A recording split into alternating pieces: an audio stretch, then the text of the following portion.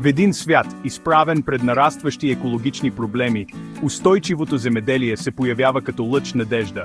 Този подход към земеделието поставя на първо място здравето на нашата планета, наред с производството на храни. Устойчивите земеделски методи не са просто мода. Те са важни за благосъстоянието на нашата планета и бъдещите поколения. Като възприемем тези практики, можем да осигурим дългосрочната жизнеспособност на нашите хранителни системи, като същевременно защитим ценните си природни ресурси. Устойчивото земеделие осъзнава взаимовръзката на нашата околна среда. То набляга на необходимостта от опазване на водните ресурси, запазване на здравето на почвата и намаляване на замърсяването. Традиционните земеделски практики, често разчитащи на химически добавки и интензивна обработка на почвата, са се отразили негативно на нашата планета. Устойчивото земеделие се стреми да обърне тази тенденция, като насърчава практики, които работят в хармония с природата. Водата е жизнено важна за земеделието, но е и ограничен ресурс. Устойчивите земеделски практики осъзнават важността на опазването на водата и се стремят да сведат до минимум използването й в земеделието. Една такава практика е капковото напояване, което доставя вода директно до корените на растенията, намалявайки изпарението и оттичането. Друг важен аспект на опазването на водата е намаляването на оттичането.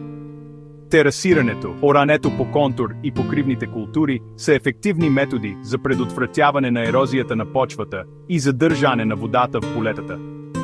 Като намалим количеството вода, което се оттича от нивите, можем също да намалим количеството замърсители от земеделието, като торове и пестициди, които попадат във водните ни пътища. Здравата почва е в основата на устойчивото земеделие. Тя осигурява важни хранителни вещества за растенията, абсорбира и филтрира водата и поддържа разнообразна екосистема. Неустойчивите земеделски практики, като интензивна обработка на почвата и монокултура, могат да влошат здравето на почвата, което води до ерозия, изчерпване на хранителните вещества и уплътняване. Устойчивите земеделски практики, като безоранно земеделие, покривни култури и сейдбооборот, спомагат за подобряване на здравето на почвата. Безоранното земеделие намалява нарушаването на почвата, запазва структурата й и намалява ерозията.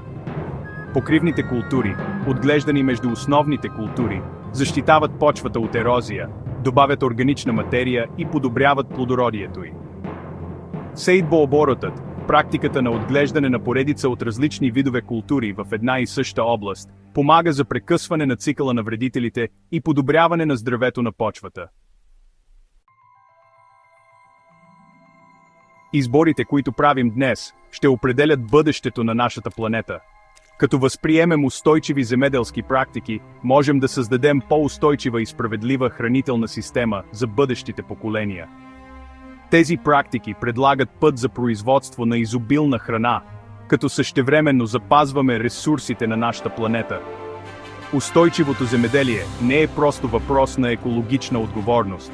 То е и въпрос на социална справедливост. Чрез насърчаване на устойчиви практики, можем да създадем по-справедлива и равноправна хранителна система, като гарантираме, че всеки има достъп до безопасна, питателна и достъпна храна. Бъдещето на нашата планета и благосъстоянието на бъдещите поколения зависят от нашия ангажимент към устойчиво земеделие.